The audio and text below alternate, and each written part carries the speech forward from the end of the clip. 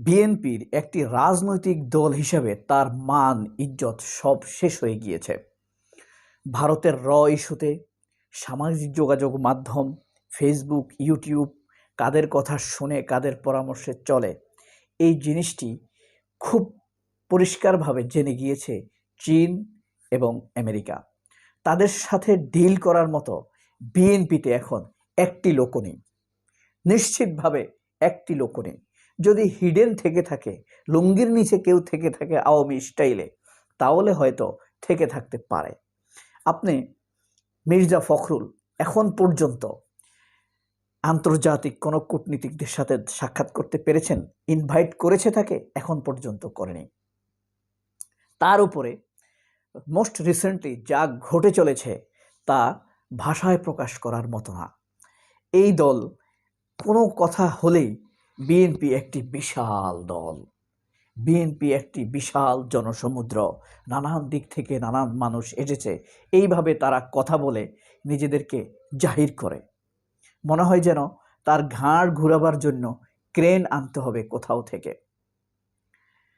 সম্প্রতি যে ঘটনাটি ঘটেছে সেটা যদি আপনারা শোনেন, সত্যি হতভম্ব হয়ে যাবেন। এবং একটু সচেতনতা রাখতে, বাংলাদেশের মানুষ যে এখন যথেষ্ট সচেতন হয়ে গিয়েছে, প্রথম আলোর দিকে তার শুভযাত্রা দেখলেই আমরা পরিষ্কারভাবে বুঝতে পারি। এই কথাটি বলার আগে আপনাদেরকে একটি জিনিস দেখাই। আমরা আসল ঘটনা যাওয়ার আগে এই যে দেখেন একটি ছবি দেখতে পাচ্ছেন, উপরের ছবিতে কি দেখা যাচ্ছে দেখেন, Sheikh Hasina metro rail visit করতেছে। আর নিচের ছবিতে কি দেখা যাচ্ছে, প্রথম আলো তার কালো ভবনের সামনে কান্নাকাটি করতেছে। আওয়ামী লীগের আমলে মেট্রো রেলের জন্য কাঁদছে তারা, আর এখন প্রথম আলো তার ভবনের জন্য কাঁদছে। মানে মানুষের জীবন তাদের কাছে কখনোই মূল্যবান ছিল না। তখন শেখ হাসিনা 2000 ছাত্রের লাশ মর্গে রেখে metro rail, BTV, elevated expressway এগুলোর জন্য কান্নাকাটি করেছে। আর প্রথম আলো এবং বিএনপি এখন কান্নাকাটি করছে তাদের বাক স্বাধীনতার জন্য। অর্থাৎ হাসিনা এবং এদের মধ্যে তেমন একটা পার্থক্য আমার দৃষ্টিতে অন্তত পড়ছে না। যাই হোক, আমরা এবার আসল কথায় চলে আসি। এস.এম. জাকির হোসেন আপনারা কি চিনেন? ছাত্রলীগের সাবেক সেক্রেটারি।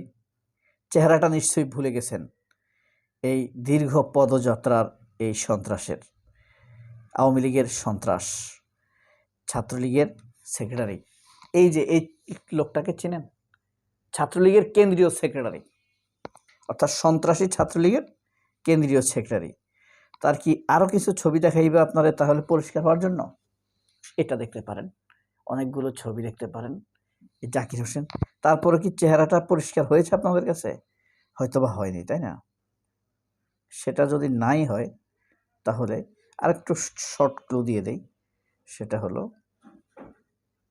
এই যে শেখ হাসিনার সাথে জাকির হোসেন, ঠিক আছে? এই জাকির হোসেন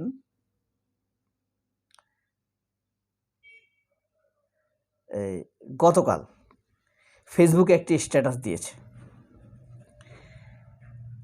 হ্যাঁ, ইউনুস এই যে এই স্ট্যাটাসটি দিয়েছে, উপরে তাকান। হ্যাঁ, জাকির হোসেনের স্ট্যাটাস। স্ট্যাটাসের শিরোনাম হলো মবের মুল্লুক। এখানে 11টি পয়েন্ট। 11টি পয়েন্ট কি যা একটু বলি, শুনেন।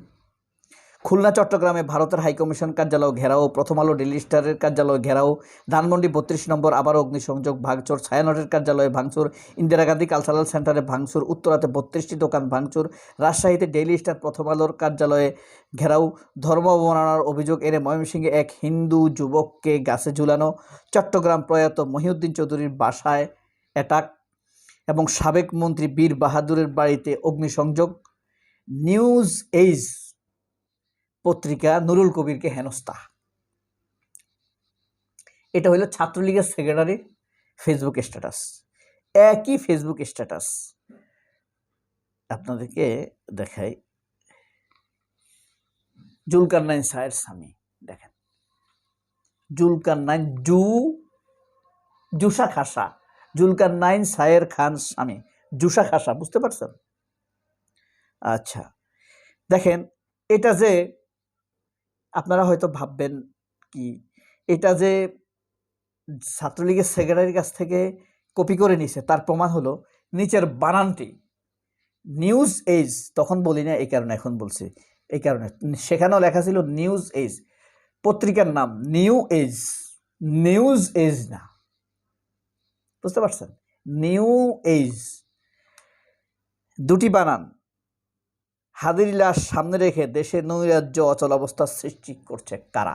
এই প্রশ্নটি রেখেছেন জাকির হোসেন, বুঝছেন? এখন কথা কি জানেন, মজার ব্যাপার হলো এই জুলকারনাইন শাহের নিল কার কাছ থেকে? জাকিরের কাছ থেকে। আবার শাহের কাছ থেকে নিলকে বিএনপি। বিএনপি নিয়ে এটাকে কি করছে জানেন? একদম দলীয় প্যাডে হাদি অজুহাতে এভাবে লিখছে, খুলনা চট্টগ্রাম ভারতীয় হাইকমিশন কার্যালয়ের বাসভবনে হামলা, প্রথম আলোর ডেইলি স্টার কার্যালয়ে হামলা, ধানমন্ডি 32 নম্বরে হামলা, ছায়ানটের কার্যালয়ে ভাঙচুর, ইন্দিরা গান্ধী কালচারাল। এখন বিএনপি যে এটা জাকির বা জুলকারনাইন শাহের পেজ থেকে নিছে, এটা প্রমাণ কি? প্রমাণ হলো সেই বানানটি বিএনপি চেঞ্জ করে নেই। 10 নম্বরে দেখেন সাবেক মন্ত্রী বীর বাহাদুর বাড়িতে অগ্নিসংযোগ। 11 নম্বর দেখেন নিউজ এজ সম্পাদক নুরুল কবিরের উপর হামলা। মানে তারা নাম্বার একটু উপরে নিচে করতে পারত। নিচে কার নাম? মিজোরাম ফখরুলের নাম। এটা যে বিএনপির প্যাড তা তো দেখতে হবে, তাই না? বাংলাদেশ ন্যাশনালিস্ট পার্টি, দেখেছেন? একটু সুন্দরভাবে দেখাইতে পারলে ভালো হতো। আপনাদেরকে মাঝে মাঝে এটা সেটা দেখাই, এর জন্য টেকনোলজিটা খুব দ্রুতই নিয়ে আসতেছি। তো দেখতে পাচ্ছেন বিএনপি কত বড় অবস্থা, কি অবস্থা, কত জাতে উঠে গেছে। হ্যাঁ, এইভাবে চলে বিএনপি। মানে ছাত্রলীগের ফেসবুক স্ট্যাটাস নিজেদের পেজে দিয়ে ছাত্রলীগের অত্যাচার কিভাবে বিএনপি মানুষের উপরে চাপায়, বুঝতে পারছেন? এই হলো তারেক রহমানের কথা বাদ দিলাম, জিয়াউর রহমানের দলের অবস্থা। এই হলো চিরটা কাল এই দেশের মানুষের রাজনীতির জন্য বিলিয়ে দেওয়া বেগম খালেদা জিয়ার দলের অবস্থা। এই হলো সেই দলের অবস্থা যেই দলটি গত 14 বছর যাবৎ একা মির্জা ফখরুল চালিয়েছেন। তারেক রহমানের এসে কি করবেন আমাদের জন্য? সবাইকে আল্লাহ অনেক ভালো রাখুক। পৃথিবীর সকল যারা আমাদের পূর্বে পৃথিবী থেকে চলে গিয়েছেন তাদেরকে আল্লাহ ক্ষমা করে দেখ, ভালো রাখুক। স্বাভাবিকভাবে যারা পৃথিবীর মানুষকে কষ্ট দিয়ে গেছে, এখনো কষ্ট পাচ্ছে যাদের কারণে, তারা না।